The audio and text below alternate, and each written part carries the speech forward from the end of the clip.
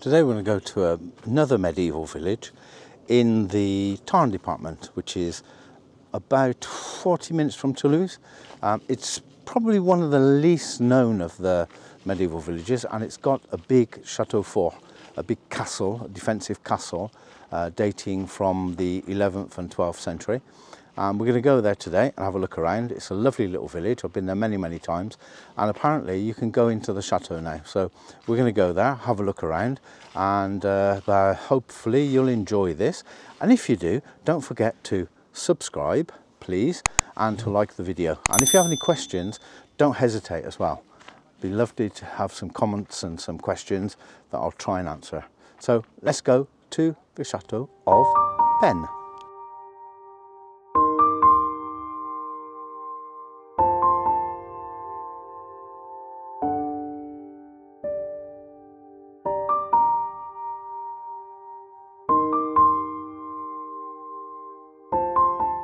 Just perched on the top of that rock is the Château of Penne. I don't know if we can get up there, but we'll try.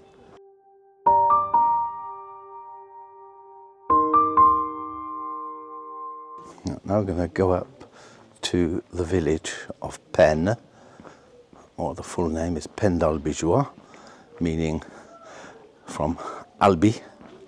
It would have been under the jurisdiction of the Archbishop of Albi, I guess. We're just in the Tarn. We've just left the Tarn-et-Garonne and we're in the Tarn department, which is 81. And we're going to go into the village of Penne. Let's go.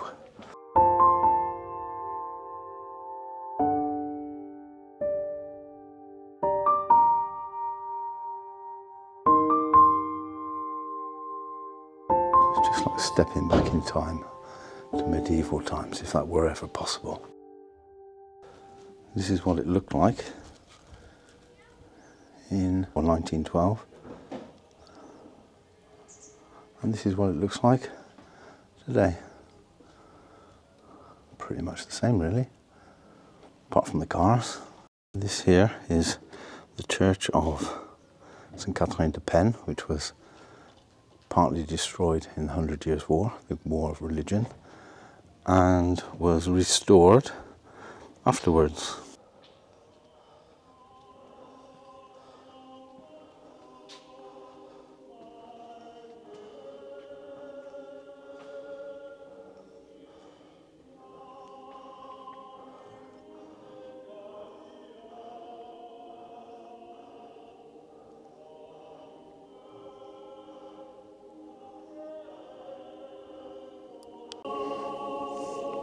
And the ceiling, you can just see it painted like most medieval churches were at the time.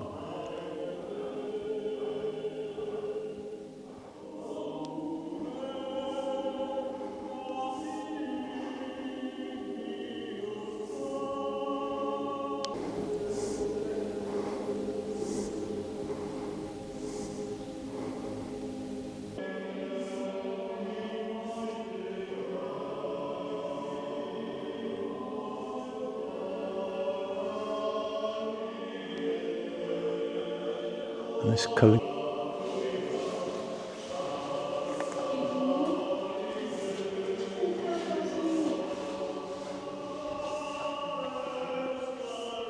The church was built here in 580 by the nobles of Penne, and this church here dates from the 12th and 13th century. As I said, it was rebuilt after the War of Religion.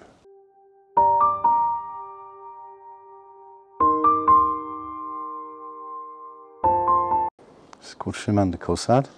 Caussade is a village quite far away from here, with a huge monastery, very religious site.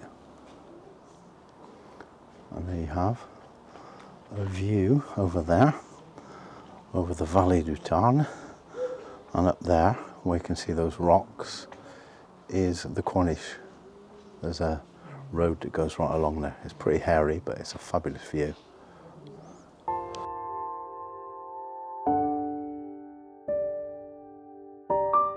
Now we're going to go up through this defensive gate, up to a place called the Sentier des Souquets.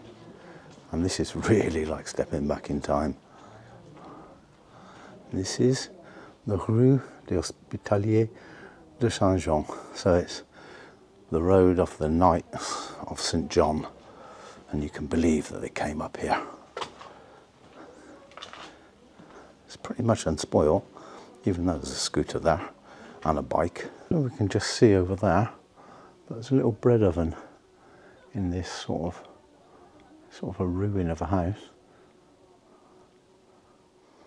That down there is for getting the corn off the corn cobs for the ducks or the geese or the chickens even. These villages are absolutely gorgeous, steeped in history, but anybody with mobility problems, well, you just have to watch my video because it's very difficult to get around here.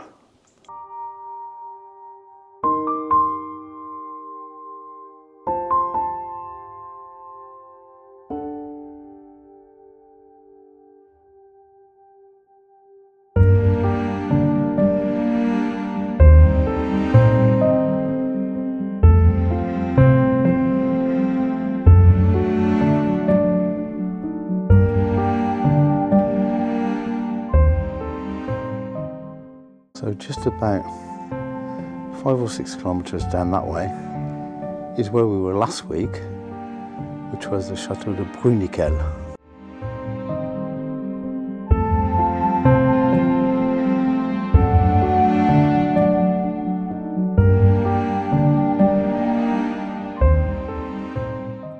And this is called the Place des Anciennes Mesures, which means the old weighing place.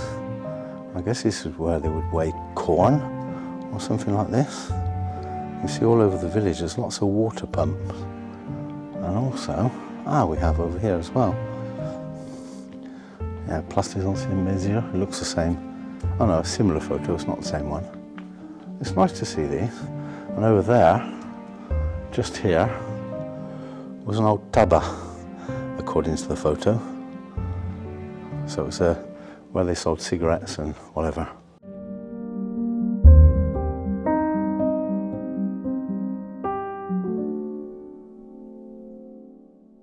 This is for those that like big knockers. That is a big knocker. Here we are at the end of the road of the Knights of St. John, the Place des Anciennes Mesures, where in fact where they measured and probably sold corn and what have you, any grain. Right, now we're going to head up towards the chateau. I'm not sure if we can get to the chateau, although I saw some people up there. I know I've been here before and you haven't been able to get to the chateau, but we'll give it a go. It'll be a bit of a climb, but let's go for it. The houses are quite narrow but quite tall, so they obviously built upwards rather than outwards and long ways.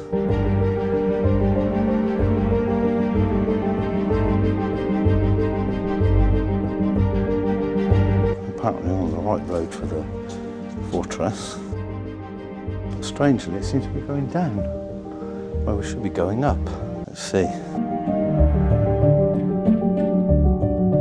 And we're going to go up to there, up to the chateau. I guess I'll see why it wasn't taken at any point.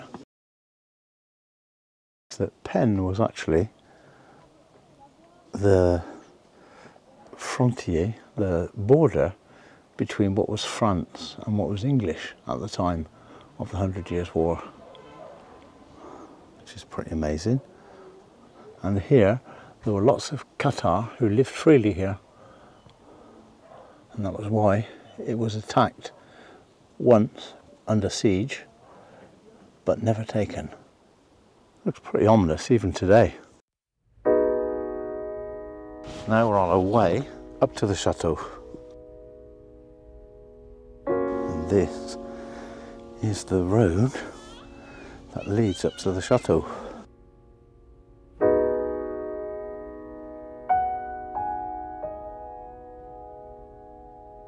Apparently the best paid at the time were the masons and the stone cutters, and they came from everywhere, from Brittany, from England, from Spain and Portugal, and they were the best paid.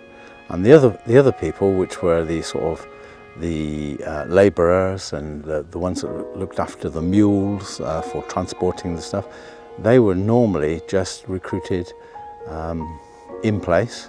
So it's the locals from the area that were recruited to do the sort of more menial tasks. All of the paths are really well signposted, and there's lots of information around here as well. This, for example, was an archaeological dig. Some of the stuff I think we'll see a bit further up. And those walls still look pretty solid, even today. I'm going to go up the steps and into the castle, the interior of the castle, the keep, if you like. The keep in French is called a donjon, and we'll go through there. And just look how thick these walls are. They're about 5 meters thick. Through this bit, there was actually a sliding portcullis that would have shut it all off.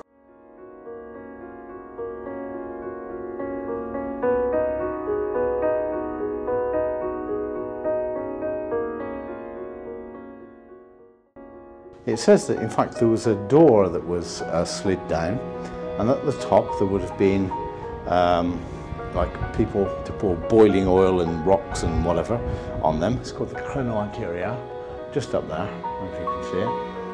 And on the other side is where they stationed the defenders with crossbows. But they say it's very rare at the time that they didn't have a portcullis.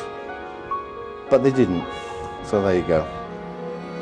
And this is called the Tower of the Archers. Well, it's not this one, it's the one next door. As you can see, it's very, very well built. It's called the Archers' Tower. This is where the archers would have been stationed to defend in the front, on the sides, and if anybody got in, to defend the inside as well.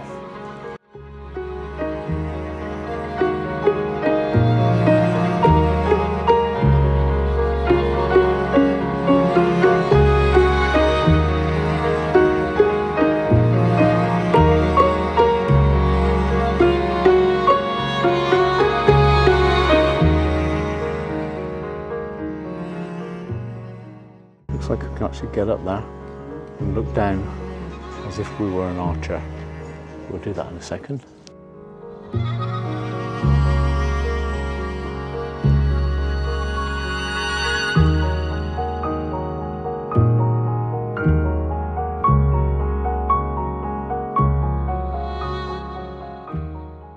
It really dominates the valley. It's virtually a sheer drop all the way down, and all the villagers would have been put into the castle during any attacks, which there were a few. Thinking of the Albigeois Crusades against the Catars, of which there were Catars here, and the 100 Years' War. There was loads, but it withstood everything apart from the 100 Years' War. And the countryside around here is absolutely breathtaking. It really is.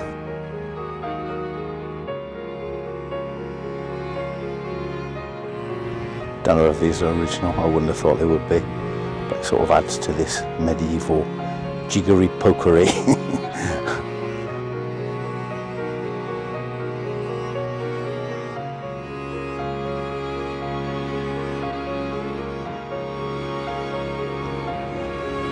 And there from the top, you can see down to the village where we just were. The Château de Penne dates from the 12th century. It's from the Merovingian epoch, but it's also mentioned in texts in the 11th century, so it's older than it actually says. It was never attacked in the crusade led by Simon de Montfort. Well, it was never taken anyway, but it was laid to siege by Guy de Montfort in 1212. And as I said, Cathars actually stayed here freely, which was the case of some of the chateaux in the Aude as well.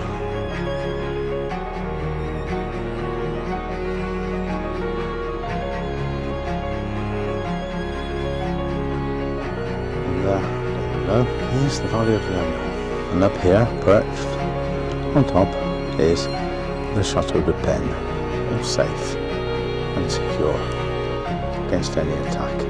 In the 14th century, this was a place for capturing the water to drink, and here, down here, is the church of the chateau. And here's the church, which dates from 13th century, pretty much in ruin, but with the help of the music they're playing, you can sort of imagine it.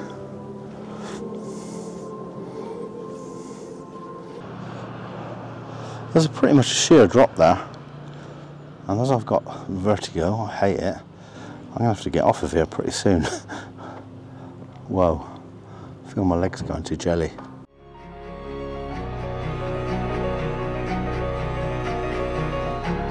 We'll go down into the church, I think.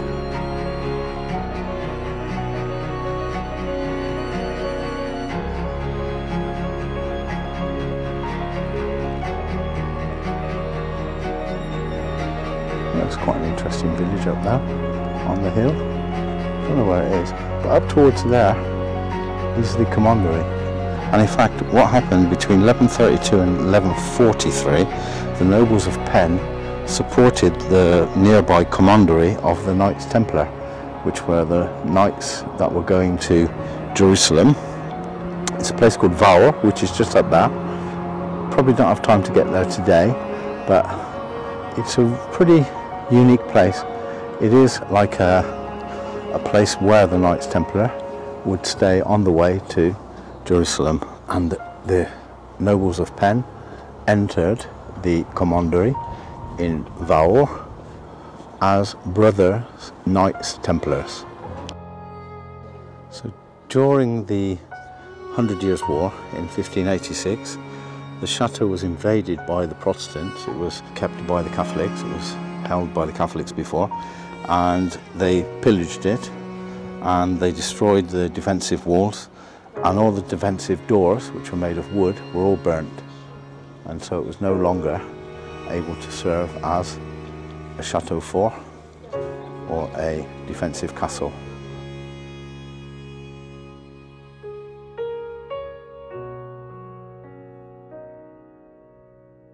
Now we're inside what would have been the church.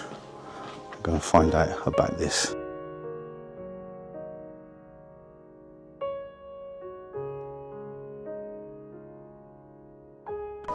When this castle was actually used in the 12th, 13th century, the normal sort of lifespan of a man was just over 40 years.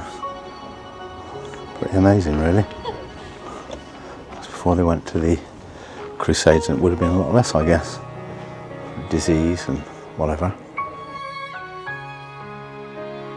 And these are arrow slits, which were quite a revolution in defensive and offensive technology, because they could fire arrows out of here at anybody trying to get into the chateau, and they were virtually pretty well defended.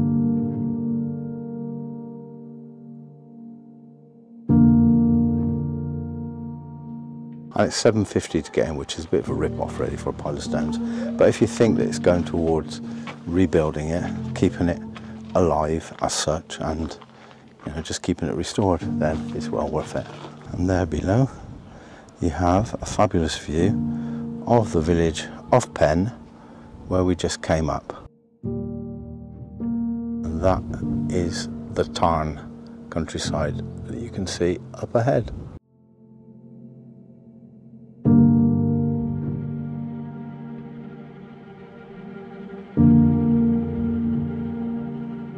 I mean, think of it at the time, to be able to get all these stones all the way up here all the building materials, and actually to build on top of here is pretty much an amazing feat.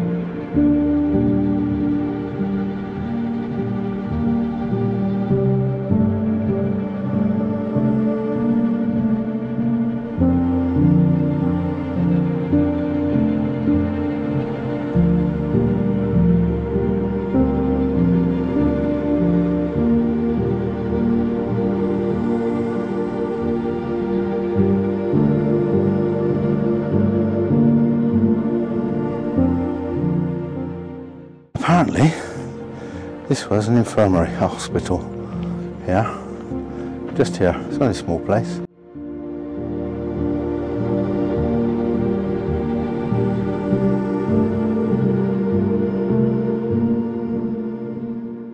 Okay, so this has been rebuilt, obviously, but apparently at the time this was a tavern, place to get beer and probably wine and probably food for the knights and the defenders of the castle. Obviously it's been rebuilt, but the walls are there, and you have a lovely view as well, like everywhere, right over the Aveyron River. I mean, you know, they posted sentries here. They could see 4 kilometers around. Nobody could get here, like, secretly, well, in any numbers anyway.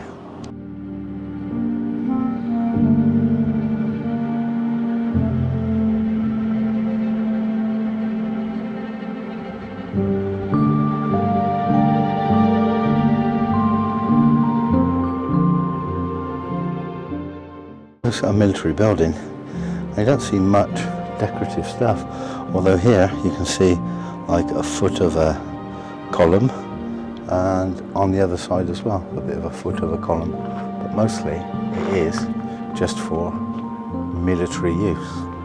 And here was the latrine. Here it's called the heads.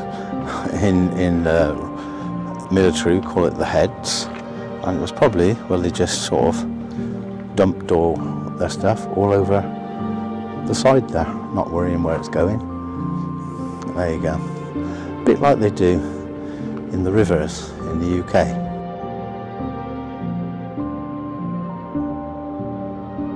This sort of area looks more like a communal area than anything else.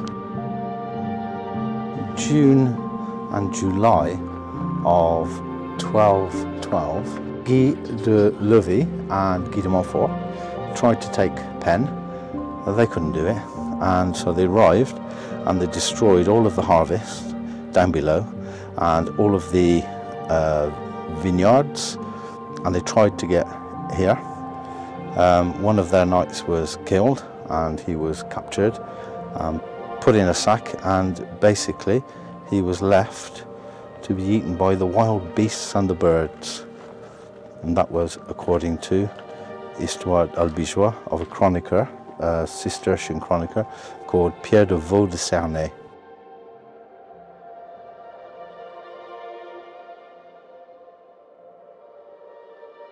With the arms that they had, the men that they had here as well, the thickness of the walls, the natural geography of this place, being right at the top of a rocky promontory, they must have felt pretty much impregnable, which it turned out that they pretty much were.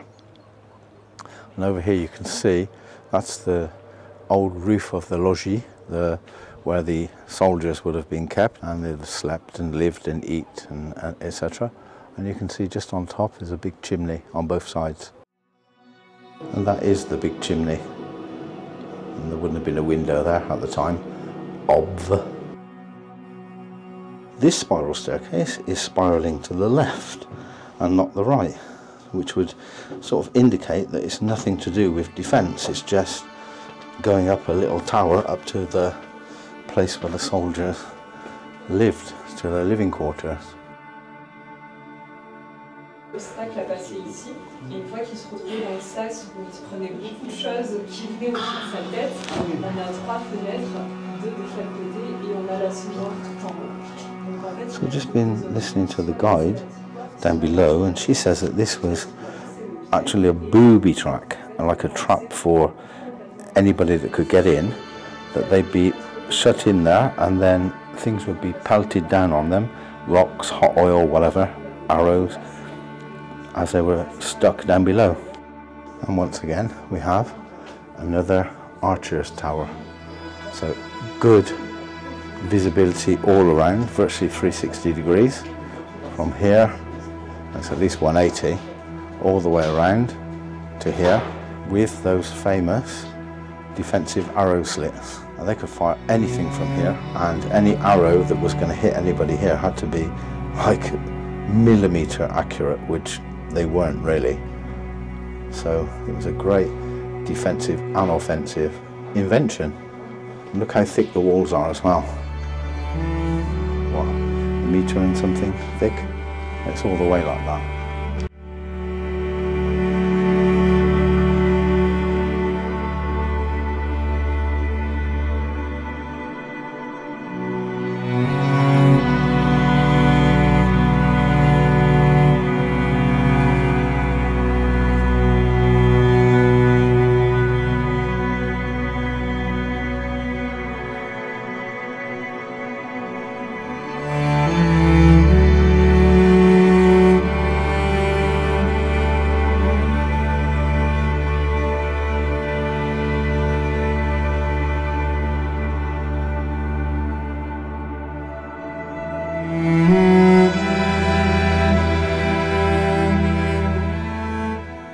I'm not sure what this was. There's nothing really to say what it was, but it was some sort of tower. I'd imagine it would have had floors and staircases and whatever up there. It's clearly part of the defences.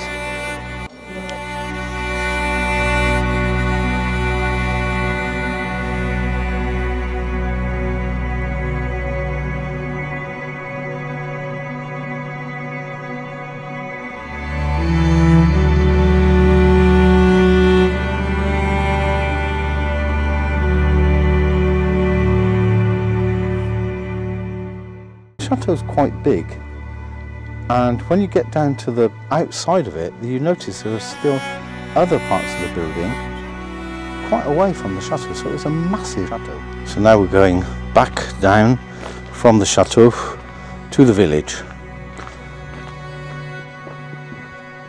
So even if you came this far to attack the chateau, which I haven't done, I've just come to visit, but if you had, you still got all that way up. I mean, it looks totally impossible, especially, you know, with the means of the time. And this would have been down here, would have been virtually impossible to get up through this wooded sort of, well, cliff really, right from the bottom. Absolutely incredible. And even though it's nice to have sunny day videos, with this sky, it makes it look so much more dramatic and imposing.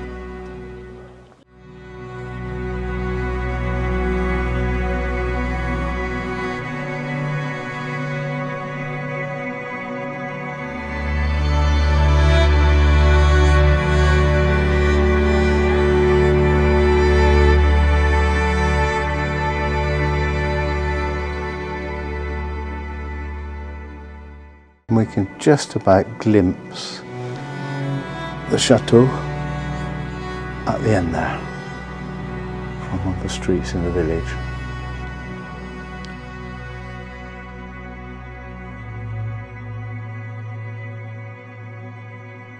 And now we're back in the village, back to the village square, and it's probably a bit late to go to Vaux, the Knights Templars commandery.